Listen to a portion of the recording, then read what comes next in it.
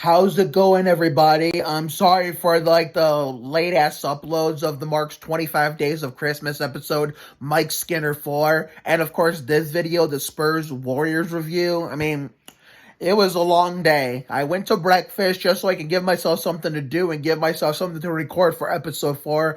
I came home and when I was editing that video, I was half asleep trying to fight it. I was actually going to fall asleep anyway, but it was going to be after I uploaded the video. But unfortunately, before I had a chance to upload it, I knocked myself out. And I was going to get up hours before the game so I could catch it from start to finish. But I was still so tired that I slept longer. So, yeah, sorry about that.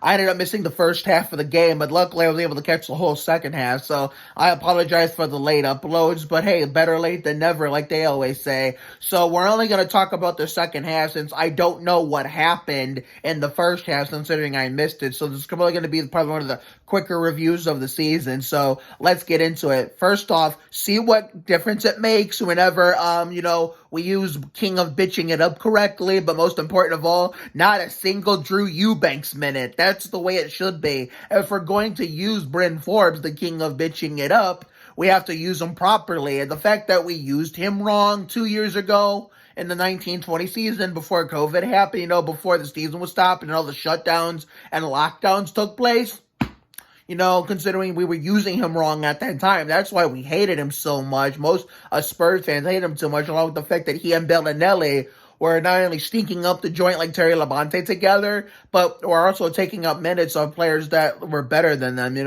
At the time, Chemezi Metu, Lonnie Walker, the 4. Rudy Gay was in the same boat with those two. Rudy Gay, Bellinelli, and Bryn were taking that particular season, and to 2019-20 Spurs were taking up minutes of Chemezi Metu, Livin La Vida Luca, rookies, Livin La Vida Luca and Keldon Johnson. They were rookies at the time, as well as Chemezi Metu and Lonnie Walker the 4th, who was in his second year at the time. Those 4 players were better than those 3, but yet they didn't. Even Quindary Weatherspoon got his minutes taken up by those guys. And now we don't even have him no more. And it's like, I haven't heard his name all season long since the Spurs dropped him out of all players from the previous 2 seasons that they dropped. He was the first one to go, and it's like, man, I haven't heard from him since then. It sucks that we didn't give him a chance because Pop was so stubborn and wanted to play like talentless hacks that had no business being out there over guys that were better than them, like Quindary. And I thought, well, I guess we'll get to retire Matt Bonner's number now. But as long as Wieskamp is here, we won't be retiring Bonner's number anytime soon. But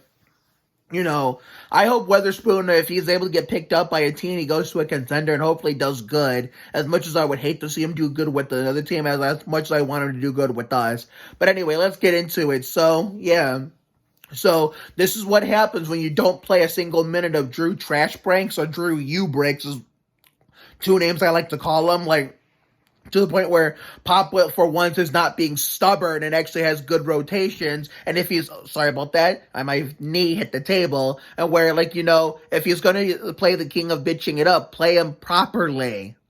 Don't give him 30 minutes a game over Devin Vassell, who I don't even think sniffed the floor tonight, but that's okay. Even if he's available, I think Trey Jones has earned his way into the rotation, and rightfully so, which is why he and Bryn are out there playing at the same time. And as much of a bad idea I think that is, no matter if Bryn was good or not, or whether I liked him or not, I think that's a bad idea to have Trey and Bryn out there, considering that it gives me PTSD back to the twilight of our winning days with our dynasty, when Pop would play Parker and Mills at the same time, considering that usually never worked, even if we won at the end when all said and done, considering those guys were both point guards, but one of them has to play shooting guard. So that's what it reminds me of. But at least today, when it happened, we still won. But, Trey needs to work on, not being scared to take the three-pointer. I don't want him to be DeMar DeRozan 2.0 and just wait till, all of a sudden he leaves San Antonio, goes to another team, and decides all of a sudden out of nowhere where he wants to shoot three-pointers. Because DeMar refused, like Jeff Gordon, to shoot a 3 in San Antonio. And as soon as he leaves, he wants to shoot threes out of nowhere. It's like, come on. But anyhow, that second half of the game was pretty damn good. Even with a few hiccups, we still managed to get it done. There were some missed free throws all around. We didn't have a perfect third quarter, but at the same time, it wasn't too terrible. I mean, we were up by fifth. Much like I don't know what the biggest lead of the game was, but I know we had the Malice at the Palace score 97-82 at the time until I think that Damian Lee guy cut it down to 12 for Newman or Bowen 97-85, and considering that who was that guy who on our team who hit that shot before Curry hit that lucky ass shot from way downtown.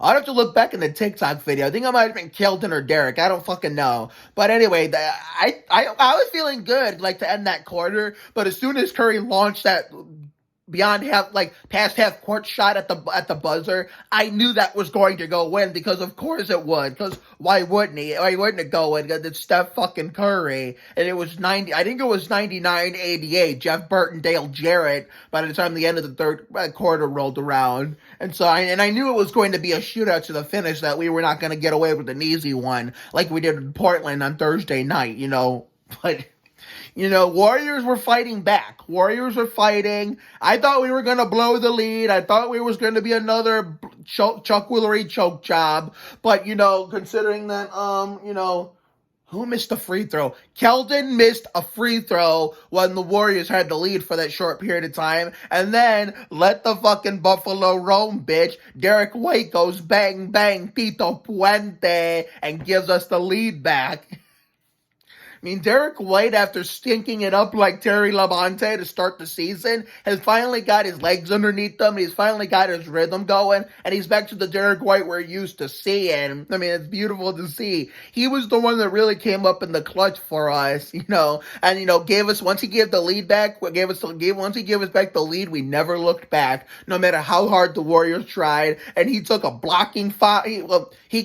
Was it an offensive foul? I think it was an offensive foul that he drew, or considering that he drew a blocking foul. He drew a blocking foul. Cause I remember doing the TikTok video, and I got comments saying I was funny and hilarious, and I get that a lot. So I think he missed the first free throw, but made the second. But when Warriors kept bricking at towards the end, to have a chance to send it to overtime, we kept luckily getting clutch rebounds after not getting a rebound to save our life when they chipped away at our lead. It was like Curry missed 3 2-pointers in a row, and it's we couldn't get the fucking rebound. It's God damn. But, oh my God, we were fortunate tonight. We were very, very fortunate. Even Curry missed a free throw, which is very, very rare. And Dougie McBuckets got dunked on by that nobody I think did he wear number 90 in his number? Is it his jersey number in the 90s or something? But yeah, what the fuck was he doing hanging on the rim? If that was any other team or any other player on any of the other 29 NBA teams not named Golden State Warriors, that would have been a technical foul, because normally by NBA rules, hanging on the rim is a technical foul. So that he was, since he played for the Warriors, he's not going to get it. But, Dougie was getting cooked like Kerry Metters. But somehow, considering the reason why we lost that big lead despite winning the game at the end, considering that this is our 4th win in a row and we ended the Warriors home winning streak tonight, it's before we kind of woke back up and had a repeat of the Celtics game that I decided to skip for a Loud House Christmas, thinking we were going to lose that one. Missed 3-pointers until Derek hit that clutch one to give us, all the momentum back. And then, bad decisions, constant turnovers made us blow that. Kind of was a key factor in blowing the lead. We came through. We got the rebounds when it mattered most, when they were trying to send it to overtime or grab the win. And, we made our free throws. We started making 3-pointers again. And, that last Warriors offensive possession was funny as fuck. I knew they were not going to score, because even if we kept giving up the rebound until we eventually got the ball in our hands, they kept putting up 3-pointers, 2-pointers, attempted layups or adjusted shots that were going to be dunks, but they adjusted, and they kept missing and missing. It was like the Pelican game in San Antonio a year ago. row. When there was no fans in the stand after the 4-300 at Homestead, Miami, when Gregson lost it for the second year in a row because of David Starr. But I mean, we finally grabbed a rebound and we dribbled it out and we took the win. I mean, what a game considering. But Lonnie Walker the fourth, considering that he was sneaking it up like Terry Labonte going into tonight. He did pretty good. He's got a rhythm going. Just he and Derek White are slowly trying to get back to their old selves. It was only a matter of time before they needed, to you get back in rhythm, back to the old players the versions of them we all know and love. But Lonnie, you did George Gervin probably with that finger roll. But at the same time, when you're in position to dunk it, throw it down like Johnny Benson. When you have in your position to dunk it. I mean, you just can't adjust to a layup at the last minute, otherwise, or last second, however you want to put it, because then you'll miss the layup and then you'll give the other team a chance at their end of the floor. But oh man, 4 wins in a row. How sweet it is. 8-13. What can I say? Sadly, I won't be able to watch the Monday game versus the Suns because I want to finish the first season of The Big Leap. So therefore, I will do a reaction video on episode Brett Bow 9/11 of that. And tomorrow will be episode Dale Jr. 8 reaction of Las Leyendas del Templo.